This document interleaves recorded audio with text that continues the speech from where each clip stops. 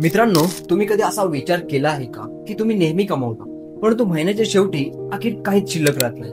असं नेमकं का होतं? हा प्रश्न तुमचाच नाही तर अखेर लाखो लोकांचं हे वास्तव आहे.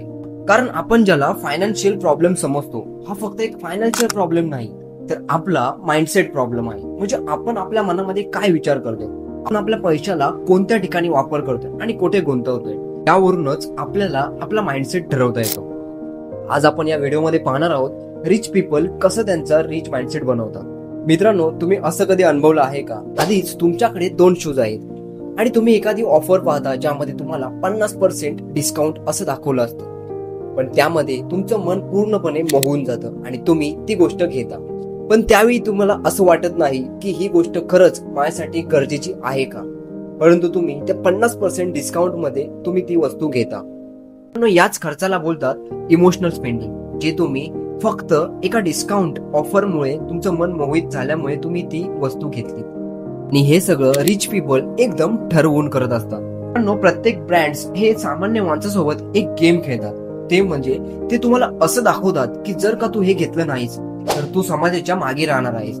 त्यामुळे तो सामान्य माणूस त्या गोष्टीकडे प्रभावित होतो आणि ती गोष्ट घेण्यासाठी तो पूर्णपणे इन्व्हॉल्व्ह होतो. पण इथे मुद्दा असा आहे की ही डिसिजन खरी तुमची आहेत का?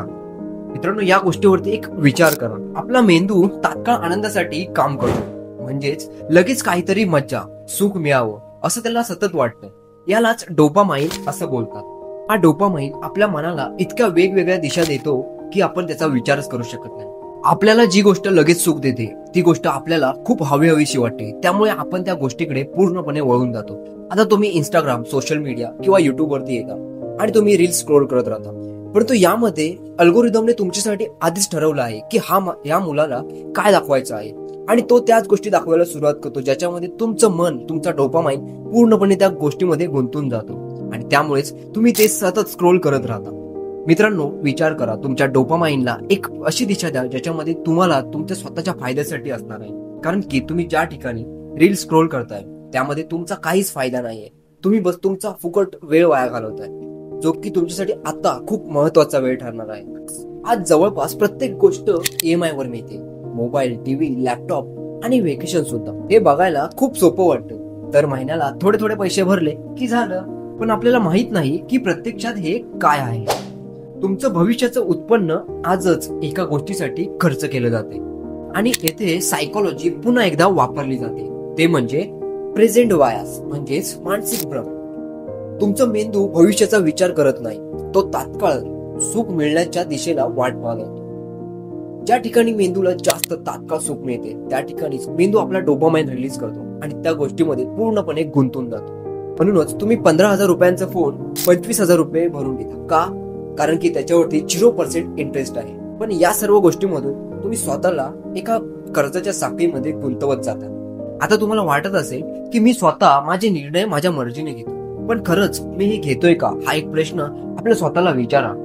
की मी जेव्हा नेटफ्लिक्स, इंस्टाग्राम किंवा युट्यूब स्क्रोल करतो त्यावेळी मला जे पाहिजे बघायचं आहे ते ऑलरेडी त्या पेजवरती आलेलं असतं आणि माझं मन त्या गोष्टीमध्ये गुंतून जातं. यामध्येच असं होतंय की आपले डिसिजन आधीच अल्गोरिदमने घेऊन ठेवले. आता तुम्ही म्हणा की आता आम्ही काहीच करायचं नाही का? पण इथे मुद्दा तो नाही. मुद्दा असा आहे की समजणं खूप गरजेचं आहे. जेवढं तुम्ही जास्त अनवेअर असता तेवढं तुम्ही जास्त टार्गेट होता. म्हणजे ज्या गोष्टीसाठी तुम्हाला स्पष्टपणे नकार द्यायचा आहे त्या गोष्टीसाठीच तुम्ही नकार द्यायचा असून सुद्धा नकार देत नाही. म्हणजेच तुम्ही 5 मिनिटं इंस्टाग्रामवरती रील्स बघण्यासाठी येतात, परंतु तुमचे 30 मिनिटं कसे जातात हे तुम्हाला कळत नाही. आता आपण बोलूया ते म्हणजे स्टेटस बद्दल. महागडी गाडी, ब्रँडेड घड्याळ आणि आयफोन, ह्या सगळ्या गोष्टी आपला एक स्वतःचा स्टेटस दाखवण्यासाठी घेतला जातो. म्हणजेच हे सगळं स्वतःची श्रीमंती दाखवण्यासाठी घेतलं जातं. पण श्रीमंत लोक हेच स्टेटस विकतात आणि सामान्य माणूस हेच स्टेटस विकत घेतो. इथे फरक इतकाच आहे की श्रीमंत माणूस पैसा कमवतो आणि सामान्य माणूस पैसा खर्च करतो. का? तर कारण त्याला त्याची इमेज बनवण्यासाठी. पैसा दाखवणं म्हणजे सक्सेस नाही, पैसा वाढवणं म्हणजेच खरं सक्सेस आहे. पण श्रीमंत माणूस शांत राहतो, पण त्याच्या खिशातला पैसा मात्र ओरडत राहतो. आणि सामान्य माणूस ओरडत राहतो, परंतु त्याचा खिसा मात्र शांत असतो. आता आपल्याला असं वाटतं की हे श्रीमंत लोक श्रीमंत होण्यासाठी करतात तरी काय? मेन म्हणजे ते जास्त करून लर्निंग मध्ये खर्च करतात. आणि अर्निंगवर काम करतात। आजचा सर्वात मोठा प्रश्न असा आहे की तुमचं मन तुम्ही स्वतः चालवताय की कोणीतरी दुसरं चालवतंय।